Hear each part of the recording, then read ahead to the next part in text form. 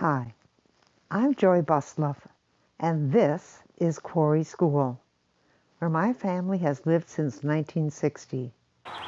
On Sunday mornings, it's fairly quiet here.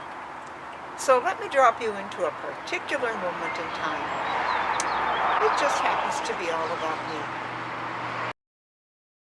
There were uncommon circumstances that led this fine stone building to stand like a castle amidst Waukesha's so-called slum. And there's an improbable story about how the building was remodeled and then rehabilitated to result in a home designed for the future. I was undoubtedly conceived in this bedroom, a room in a horse barn next door to the Quarry School. The barn was built by and for the quarry that started operating here in the 1860s. In fact, the quarry built a good-sized town here in order to produce building stone, crushed stone, and lime, and to house a growing community of immigrant workers. The visual high point of this enclave would be the quills, topped by rails for a narrow-gauge steam train which would deliver alternating loads of limestone and wood to the top of these chimneys with 3-foot-thick walls. The wood would be set on fire and the layering repeated. Over the course of 8 days, having reached a temperature of over 1600 degrees Fahrenheit, what had been dropped in the top would spill from the kill's bottom draw holes as a powder to be used for whitewash, plaster, mortar, cement, and fertilizer. In 1922, a fire swept through the compound, burning cords of wood as well as the company office, storeroom, and boarding house. The horse barn lost its roof, and its stone was turned an orangey hue from the heat. Only the wood-shingled school was spared, thanks to a bucket brigade to the Fox River. The company rebuilt part of the facility and operated on the site until it built a gas-fired rotary kiln closer to the quarry pit around 1950. In 1942, my dad began renting the barn from the quarry to set up a sales and machine shop down below while building a home in the hayloft. You see, Roland Busluff was a man in love. A little background on my dad. He was born in 1894 in Waukesha, Wisconsin, and was stricken with polio as a young man, yet he still went off to serve in France in World War I. He also had a concrete silo roofing business. He repped dairy equipment, and he invented items usually associated with the dairy trade. On his birthday in June 1st, 1941, he was introduced to a Mary Dufek at Waukesha's Grand Uptown Hotel, originally called the Fountain Inn. It was also Mary's birthday. Kismet, perhaps. Ellen's letters described what it was like sourcing rock wool for insulation, lumber, and a well pump, saying at one point he hated himself for being sticky from cooking roofing tar. But he did get walls built and windows installed for Mary to become a wife and homemaker in 1943. Her jobs previously had been as a nanny and housekeeper and as an attendant at a tuberculosis sanitarium. Mary was the eldest of 8 children, born to Joseph Dufek and Clara Stauber, Bohemian immigrants. This is the only audio I have of Grandma when she was asked to say something on a tape being sent to her granddaughter, Marilyn. Despite living 3/4 of her life in the U.S., you can still hear her history in her voice. Hello, Marilyn. I think of you often, but don't get very far no more. Writing many letters no more, and since my mind goes and thinks of that and thinks of this one, and the head of mine is getting lazy. So for years, Mary and Roland lived in the barn, which was fairly affordable, although in '53 they saw a 25% rent jump up to $40. Dad worked downstairs, never quite making it big, but getting by, and they both took custodial jobs at Quarry School. They padded out their home with Dad's constructions and Mom's eye for the era's styling. I remember our barn home fondly. My first giggle-filled memory is of running around capturing rainwater leaking through the ceiling using pots and pans. Now, about the school itself. A site belonging to quarry owner John Hodgson was judged most suitable for a new school, dry and central for the district, in order to replace a log school just up the road that was in very poor condition, without a blackboard or outhouses. The one-room stone school was constructed in the summer of 1868 and was ready for classes that fall. Samuel Eels was hired as a stonemason. Moses and Clark Hartwell were hired to oversee the carpentry and finish work. Samuel Eels was also to serve as the school's first teacher. Thereafter, I'm aware of women teachers exclusively. Later, Sisters Asla and Lucy Miller were photographed with their classes. Note that well into the 1920s, once a woman married, she could no longer be a teacher. John Hodgson's widow sold a portion of land to Joseph Hadfield in 1872 to increase his lime and stone business.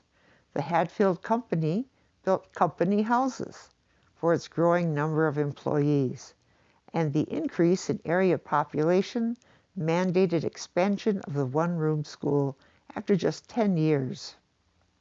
In 1878, the second classroom was added by carpenter W. Reich and mason August Niemann. The original schoolroom housed the lower grades, and the new addition was occupied by 4th through 8th graders.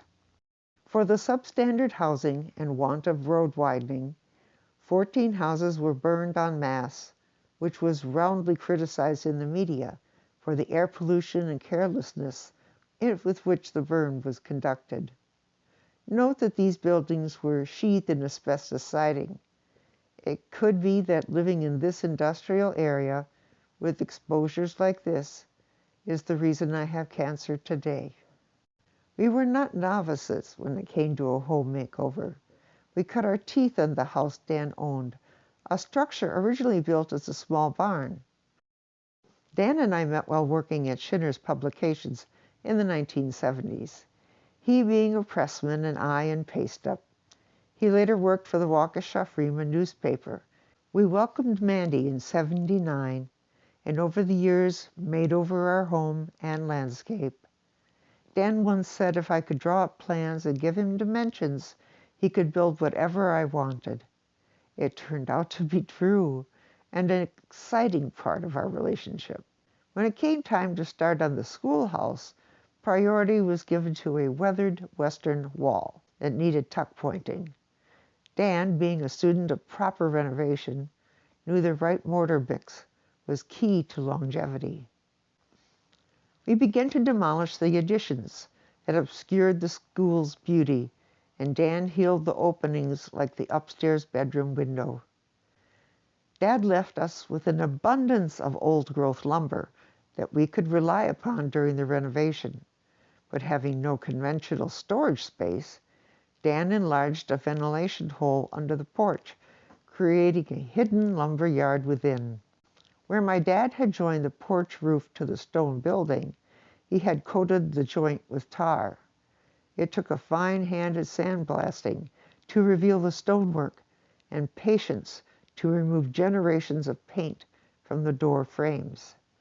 I have long admired Dan's care to restore the doors and windows with the linseed oil-based materials.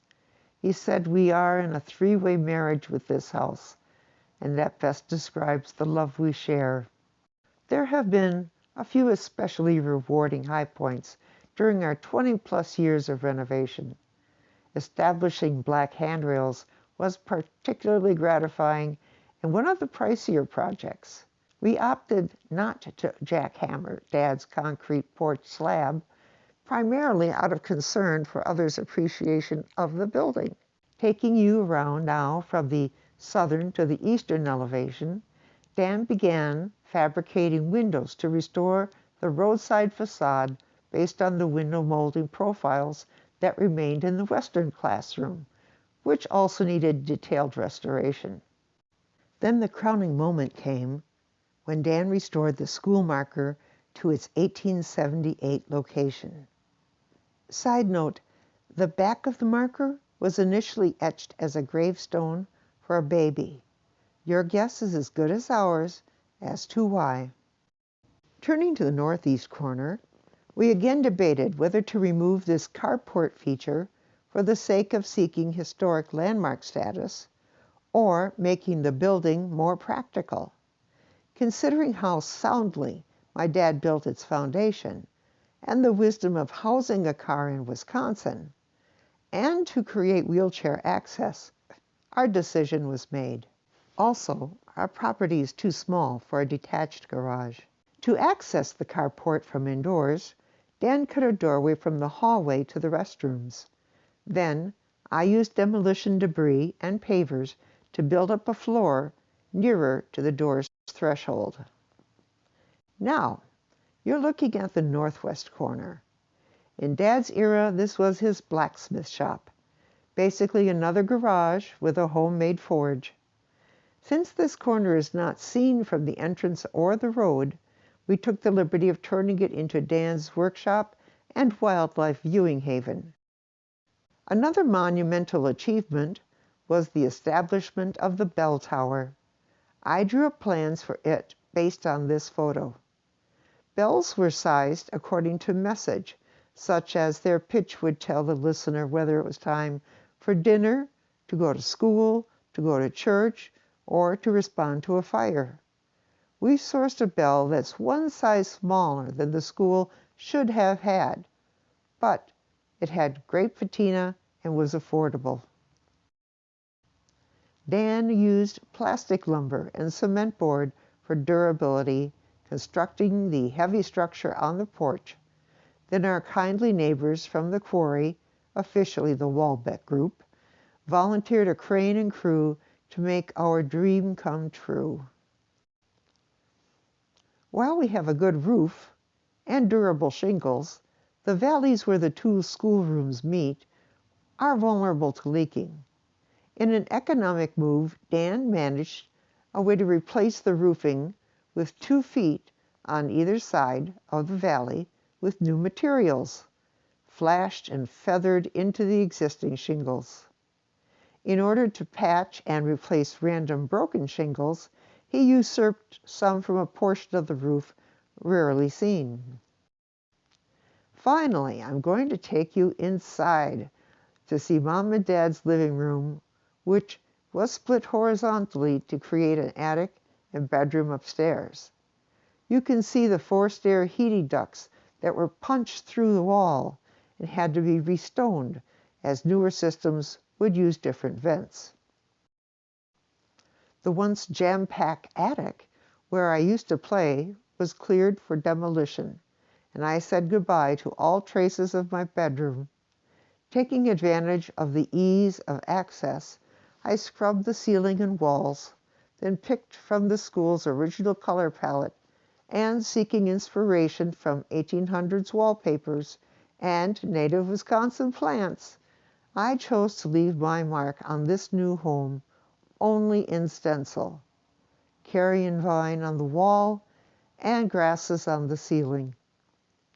When the room was finished, we hung my ancestral portraits from the rail that had always been a feature of the walls. With a 14-foot ceiling, one needs a ceiling fan. Ours is graced with fluttering insects. Dan worked tirelessly, rebuilding the interior for our comfort and convenience, but he never complained. He was in his element. In the end, we had a space looking as much as it did 100 years ago, aside from the decorations and newly discovered original exterior wall. And yes, that's the same stove seen in the barn next door, a Beaver Dam-built Monarch with a functionally restored stovetop. We fudged with wall placement slightly in the 2 cloakrooms in order to carve out a little more space for 2 bedrooms, where woodwork would be painted in the same colors that reflected other eras in the school's past. By moving the wall separating the cloakroom from the classroom a couple feet north, the new wall falls between two windows. To make these rooms more bedroomy, wall and ceiling papers echo decorations of the late 1800s. Welcome to Dad's world. The beauty of this room is how little Dad changed it. He made a doorway through to his blacksmith shop addition and built a partitioned bump out to make an office out of former cloakroom space using partitions salvaged from a train station. Dad's shop was always heated exclusively with his warm morning stove, which was started by burning our trash. Now to the newest part of Quarry School, the lavatories. The plumbed addition is the one place Dan and I made utilitarian and liberal design choices. By cutting a hole through the two rooms, we created a spacious walk-through shower, accessible from either side.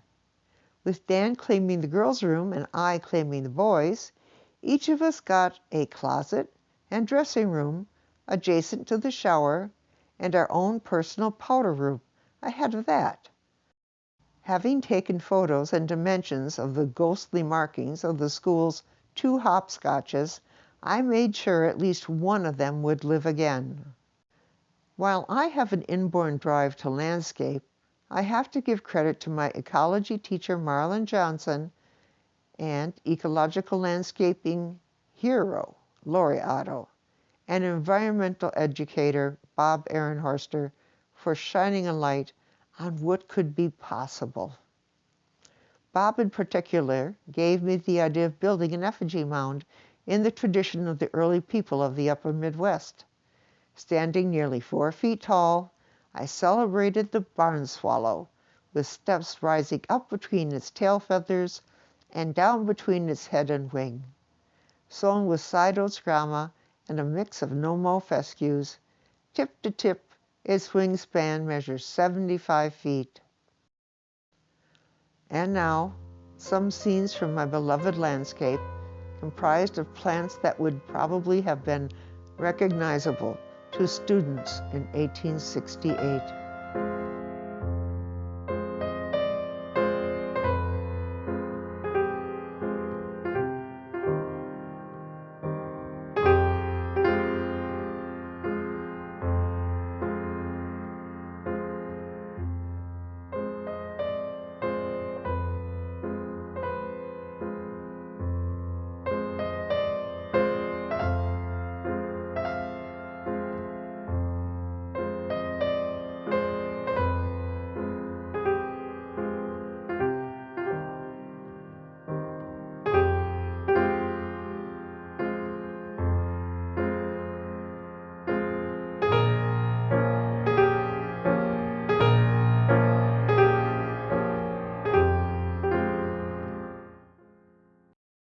The seasons flow and our routines are dictated. The solar panels atop the schoolyard swing set we installed need cleaning and reorienting to the sun. Firewood cut, split and stacked below. Wood stove Bernie, survivor from the Mattoon, Wisconsin train station, can heat the whole eastern classroom by himself if we keep him fed. Our family is the only one so far to live on this 3/4 acre plot, but we have not been alone. Quarry School has been a part of my life since before I moved in. Through the drama of my near 67 years, including unsuccessful cancer treatment, baldness, and chemo curls, this is how the arc of my destiny was written. Daughter Mandy has heard the call from other joyous directions. It's okay that she will not want to maintain our museum home. I'm proud that she's well-traveled and has explored a variety of professional situations. Change is inevitable. This lesson has been made painfully clear to me, and I'm reminded of it by simply looking out our windows from which could once be seen Beck's Mill, powered by the Pewaukee River feeding into the Fox. reduced to ruins, and then knocked down, its valuable millstone broken. And the home to Caroline Beck, once a teacher here, bulldozed. The kills, although given historic designation, are allowed to be undermined by trees and weather. The horse barn is becoming a skeleton as the meat of its mortar weathers away and broken windows let water accumulate inside. It hurts to remember this as a warm home with a clean kitchen. The asphalt plant was removed only to have revealed an awful pollution issue requiring expensive remediation before retention ponds could be created. Even the mighty railroad I watched from my bedroom window is gone after hauling tank cars of asphalt materials and hoppers of crushed stones from my neighbors. The tracks and ties have been taken up. In their stead stand high-voltage transmission lines and invasive teasel and Japanese knotweed. Dan and I have strived to make this place an exception to decay and disregard, knowing that in 100 years or so, the quarry pits will be allowed to fill in with water and developed with shorelines of upscale waterfront buildings. At that time, Quarry School would be a matriarch to a beautiful new community that includes the Fox River. All it takes is to convince coming generations that this building is beautiful, functional, historically significant, and downright lovable.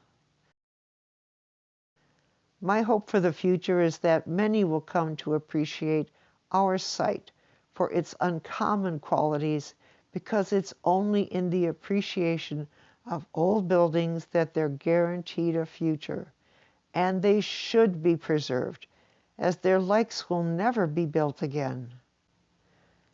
A favorite quote from John Hayes Hammond, Jr. For the last 3 years I motored many miles through Europe. After traveling all day, I would arrive at my destination to see a church, a cathedral, a town hall, a scrap of Roman wall or viaduct, a coliseum or an ancient theatre. It was always a piece of architecture that suddenly dissipated the obscurity of time and brought the living presence back of all ages. It is in the stones and wood that the personal record of man comes down to us. We call it atmosphere, this indescribable something that still haunts old monuments. You can read history, you can visit 100 museums containing their handiwork, but nothing can reincarnate their spirit except to walk through the rooms in which they have lived and through the scenes that were the background of their lives. It is a marvelous thing, this expression of human ideals in walls and windows.